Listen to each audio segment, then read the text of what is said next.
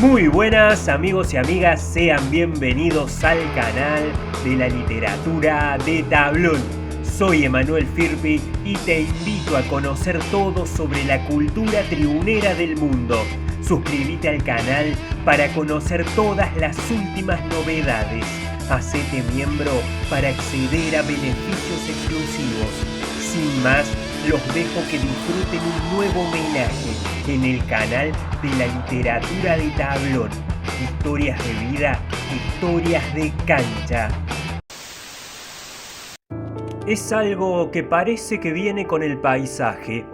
El Estadio Olímpico de Roma se encuentra en la antigua Academia Fascista de Educación Física. Un paseo por la zona basta para encontrarse con todo tipo de monumentos de la era fascista, desde obeliscos restaurados en honor al duce a murales con relieves contando sus hazañas. Si por algo es conocida la curva norte del Estadio Olímpico de Roma, es por ser el hábitat natural de los ultras de Lazio. Es uno de los clubes más importantes de Italia y tiene en su afición una alineación histórica con posiciones cercanas al fascismo. Sin embargo, esta circunstancia no es casual y se remonta a muchos años atrás. Hay quien remonta incluso la relación de la Lazio con el fascismo hasta sus propios orígenes, cuando Luigi Vigiarelli fundó el club en el año 1900, con el logo de un águila en alusión al pasado imperial de la antigua Roma y los colores blanco y celeste de la bandera griega. Aunque debe recordarse que el ideario fascista no surge sino hasta 1919 y no se convierte en fuerza hegemónica hasta la marcha sobre Roma liderada por Benito Mussolini en 1922.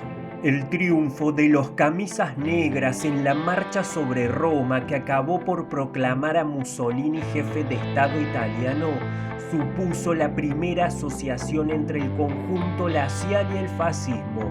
Mussolini vio en las alusiones al pasado imperial de la antigua Roma, encarnada en el águila, una señal de identidad con el club. La Lazio fue el primer club de fútbol de Roma y su afición, que provenía de los suburbios acomodados de la región, una de las más antiguas a la hora de abrazar la extrema derecha. El fútbol italiano nunca ha vivido ajeno a la política. En 1942, con el declive del fascismo, los estadios deportivos se habían convertido en escenarios del furor político. La combinación Lazio-fascismo nació a mediados de los años 70. En ese periodo histórico político, comprendido entre el final de la contestación en 1968 y el inicio de la lucha armada, que posteriormente pasaría a la historia como los años de plomo.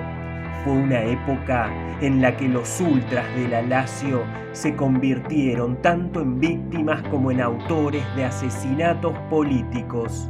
En el plano deportivo, lo máximo en ese sentido fue el denominado Grupo Salvaje, equipo que la Lazio formó en 1973. La historia de aquel equipo de locos, salvajes y sentimentales, simpatizantes fascistas, pistoleros y paracaidistas, jugadores de azar y bailarines de club nocturno. Un equipo dividido en dos clanes, con dos vestuarios. Quien entraba en la habitación que no le correspondía corría el riesgo de encontrarse con la amenaza de una botella rota bajo el cuello. Giorgio Chinaglia, delantero centro de aire pendenciero y orgulloso portador de una pistola Magnum calibre 44, era el jefe de un clan. Su principal aliado era Pino Wilson, defensor y capitán del equipo que venía de una familia acomodada de Nápoles. El otro bando, denominado el Clan Milanés, que no soportaba las extravagancias ni las fanfarronerías de Chinaglia, era comandado por Luigi Martini, lateral izquierdo, que tenía como hobby lanzarse en paracaídas. Un día apareció en una práctica arrojándose desde una avioneta. Su principal aliado era el volante Luciano Reseconi, nacido en Milán y apodado el Ángel Rubio. La concentración de aquella Lazio era un verdadero polígono de tiro. Los futbolistas hacían blanco en botellas, pájaros, farolas e hinchas rivales. El defensor Sergio Petrelli solía apagar la luz de su habitación a los tiros con su Magnum 44. En aquellos años 70, los jugadores declaraban abiertamente su simpatía por el neofascismo y decían que andaban armados por temor a un atentado de las Brigadas Rojas. Ambas facciones de futbolistas solo se veían de cerca sobre el césped. El resto del tiempo permanecían separadas para evitar que la cosa acabe en tiroteo. Aquel grupo salvaje ganó el Scudetto de 1974, el primero en la historia de la Lazio. Ese título constituye algo extraordinario en lo deportivo, porque un equipo sin grandes figuras y que hacía apenas 2 años había ascendido, logra imponerse a la Juventus de Dino Zoff, Roberto Bettega y Paolo Rossi, al Inter de Facchetti y Bonicenga y al Milan de Gianni Rivera. Algunos aseguran que este equipo gestó el ultraderechismo de la curva norte, más allá de que Mussolini fuera tifoso lazial. El Scudetto de 1974 coincidió con la formación de los Comandos Monteverde Lazio, liderados por Goffredo Lucarelli, pioneros en el género de los grupos ultra verdaderamente potentes y de ideología fascista. En 1976 se formó un nuevo grupo para unificar a la afición de las tribunas norte y sur. Así fue que nació el grupo de ultras denominado Las Águilas. Tenían un estandarte con un águila con las alas desplegadas como el de la Wehrmacht. El 1 de octubre de 1978, durante el partido Lazio-Juventus, las Águilas desplegaron su primer pancarta de 56 metros en la curva norte del Olímpico de Roma. En 1979, los tifosis de la Lazio sufrieron la primer víctima mortal en el fútbol italiano. El 28 de octubre de 1979 fue un día de otoño sombrío. Un cielo gris plomizo amenazaba de lluvia. También era jornada de derbi en Roma. Ese día, Vincenzo Paparelli, de 33 años y padre de 2 hijos, mecánico de profesión, estaba en la curva norte comiendo un sándwich junto a su esposa y esperando el partido. En la previa, mientras ambas aficiones intercambiaban insultos, los aficionados de la Roma en la curva sur lanzaron 3 bengalas náuticas hacia la afición de la Lazio en el extremo opuesto. Las 2 primeras no dieron en el blanco. La tercera recorrió la cancha de punta a punta e impactó a Vincenzo en el ojo izquierdo. El hombre se desplomó, salpicando de sangre a varios aficionados a su alrededor, incluida su esposa. En una escena espantosa, los aficionados que huían de la tribuna presos del pánico describieron cómo la bengala que había penetrado hasta el cerebro de Paparelli seguía ardiendo mientras agonizaba. El partido continuó a pesar del caos en la tribuna. La afición de la Lazio intentó repetidamente invadir el campo y detener el encuentro. Caían proyectiles de todo tipo. Solo la intervención del capitán de la Lazio, Pino Wilson, y de Bruno Giordano logró calmar a los tifosi enardecidos y convencerlos de terminar el partido. Las autoridades temían que detener el partido solo provocaría un estallido de violencia fuera de la cancha. Paparelli es recordado por los tifosi de la Lazio. Una placa se erige en el exterior de la curva norte para recordar su vida a quienes desconocen su historia. Luego de la muerte de Paparelli en la grada, en lo deportivo, el glorioso Scudetto de 1974 se desvanecía y pronto los escándalos de partidos arreglados relegarían al equipo a la Serie B en 1980 y posteriormente casi a la Serie C. A mediados de los 80, los ultras predominantes de la Lazio eran las Águilas, pero comenzaba a aparecer una nueva generación de jóvenes que frecuentaban la tribuna del Estadio Olímpico. Para esta nueva generación de rebeldes, las Águilas era un grupo tranquilo. Así fue que en 1987, un diseñador gráfico llamado Grinta, referente de los nuevos jóvenes, fundaron un nuevo grupo, los Irriducibili. Lucharon contra las Águilas por la supremacía de la grada, llegando fácilmente al centro de la curva norte, gracias a la táctica de estar dispuestos a usar mucha más violencia que sus rivales. Dentro de este grupo sobresalía un joven que por ese entonces tenía 21 años, Fabrizio Pisitelli, alias Diabolic. Junto a él, sus laderos Yuri Albiti y Fabrizio Toffolo. Los Irriducibili surgieron de los años de plomo de Italia, el periodo de la década de 1980 en el que el terrorismo interno llevado a cabo por la extrema izquierda y la extrema derecha provocó cientos de muertes. Esa fue la década turbulenta en la que Pisitelli y sus compañeros pisaron el estadio por primera vez. Los Irriducibili se hicieron famosos por sus combates, sus coreografías que incluían ingeniosas réplicas a menudo adaptadas de la literatura clásica, junto con pancartas y cánticos visceralmente racistas y antisemitas. En la década del 90, el poder de los Irriducibili creció. Fabrizio estaba en el centro de todo, con un megáfono al frente de la curva norte, cantando en contra de la Roma, viajando y liderando los saludos romanos, persuadiendo a la policía para que permitiera las pancartas en los clásicos con Roma, que claramente eran con connotaciones fascistas.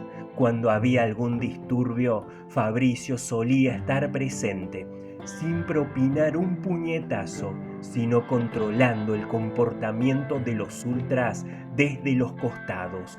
Los incidentes que han provocado a veces han hecho correr su propia sangre. Fue el caso de Gabriele Sandri, en noviembre del 2007, durante una pelea entre aficionados de la Juventus y de la Lazio que coincidieron en una estación de servicio en la ciudad de Arezzo. Un policía disparó al aire para disolver la batalla campal que se había producido en el área de descanso. La mala suerte propició que el disparo acabara alcanzando el cuello de Gabriele. Tenía 26 años. Esa noche en Roma, los ultras atacaron comisarías, incendiaron contenedores, colectivos e hirieron a varios agentes de policía. El nacimiento de los Irriducibili fue un momento oportuno en lo deportivo. La Lazio vivió un resurgimiento en la década del 90. el club ganó su segundo scudetto, además de una Copa de la UEFA, y llegó a 2 finales de la Copa Italia. De repente, el dinero ardía en la Lazio y los ultras comenzaron a producir bufandas, escudos, revistas y camisetas para financiar sus recibimientos al equipo y los viajes. Los Irriducibili llevaron el negocio a otro nivel, abrieron franquicias y se convirtieron en expertos en usar el estadio para publicitar su imagen política y de moda. Sus eslóganes y acciones publicitarias siempre aparecían en los periódicos y a menudo en la televisión. La marca de los ultras de la Lazio se convirtió en un imperio empresarial llamado Original Fans. Posicionados en la derecha más radical, se convirtieron en una organización jerarquizada con tendencias delictivas y capacidad para cohesionar e incitar a la violencia a todos los aficionados. Una inmensa cantidad de episodios racistas han protagonizado los ultras de la Lazio en las últimas 3 décadas. Gritos del mono a jugadores negros, pegatinas de romanistas judíos e imágenes de Ana Frank con la camiseta de la Roma. En este contexto, uno de los jugadores que pasó a la historia fue Paolo Di Canio, cuya imagen celebrando un gol haciendo el saludo romano dio la vuelta al mundo. Para los ultras laziales, el principal objetivo para descargar su violencia eran las fuerzas del orden público. Todo esto sin descartar las batallas campales contra ultras no derechistas o directamente antifascistas, como los ultras del Livorno, del Nápoles o en Europa del Marsella o del Celtic. Mientras el grupo de ultras neofascistas de la Lazio tenía cada vez más poder, Fabrizio Pisitelli corría cada vez más riesgos. Había pasado del comercio al tráfico de drogas, aprovechando sus conexiones con la camorra, la mafia napolitana.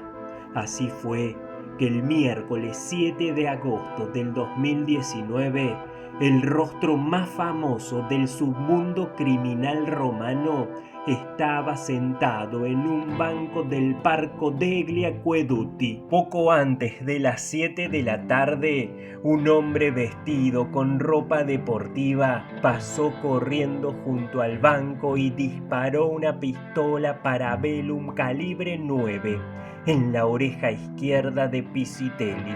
Murió casi al instante, deslizándose por el banco mientras el asesino huía. El sicario tiene nombre y apellido: Raúl Esteban Calderón, que fue contratado para cometer el homicidio y hoy cumple prisión perpetua. El asesinato puso fin a una de las carreras más increíbles en la historia de los ultras de Italia.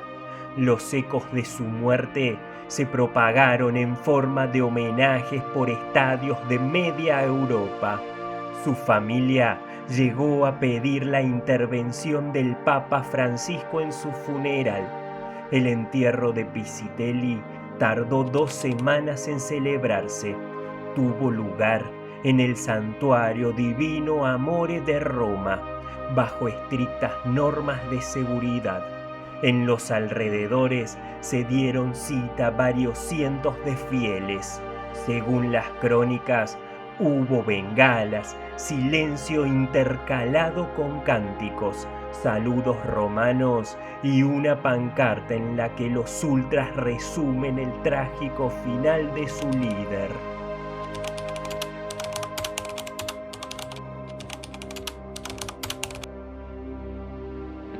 En febrero del 2020, los Irriducibili decidieron la disolución, ya con su nuevo líder, Franco Constantino, alias Franchino, emitieron un comunicado en el que anunciaron la decisión de dejar de ser lo que fueron los últimos 33 años y pasar a ser Ultras Lazio.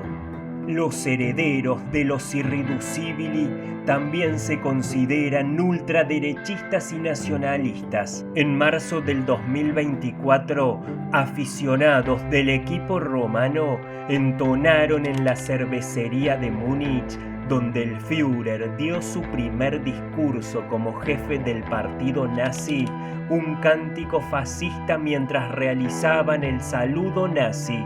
Esto fue antes del partido de vuelta de octavos de final de la Liga de Campeones ante el Bayern Múnich. Con esta ideología no es de extrañar que tengan a los ultras de la Real Sociedad, los RS Firm, entre sus máximos enemigos. En enero del 2025, en la víspera de un partido por la Liga de Europa en el Estadio Olímpico, se produjo un enfrentamiento entre ultras de ambos bandos. Unos 70 aficionados de la Real Sociedad que estaban concentrados en un pub cerca del Coliseo y del Foro Romano fueron atacados por unos 80 radicales de la Lazio. Durante la pelea, volaron sillas y se lanzaron bengalas de un lado a otro. El resultado: 3 aficionados realistas apuñalados y trasladados al Policlínico Umberto I y el Hospital San Giovanni. Si bien los tifosi de la Lazio son considerados la reserva de la ultraderecha, claramente no puede juzgarse a todos los aficionados del club con esa etiqueta. El fútbol y la política han sido grandes aliados a lo largo de la historia. La Lazio es el primer equipo de Roma. Nació en 1900 en la Plaza de la Libertad, en pleno corazón de la capital. Ser aficionado de la Lazio no conlleva ser fascista. El símbolo del águila representa a Roma. La unión en la diferencia queda claro con la Lazio de las pistolas. Un vestuario totalmente roto y que sin embargo cada domingo se unían para sacar adelante cada encuentro. La pasión y la lealtad son raras hoy en día, y eso se obtiene de la base de aficionados de la Lazio, quienes convierten un partido en un evento que hay que tachar de la lista de deseos para cualquier aficionado al fútbol. A pesar de la retórica sobre la Lazio y el fascismo, la Lazio se mete en los huesos. Hay algo etéreo en esa camiseta azul cielo casi mágico, algo intangible. Roma es de todo menos tranquila.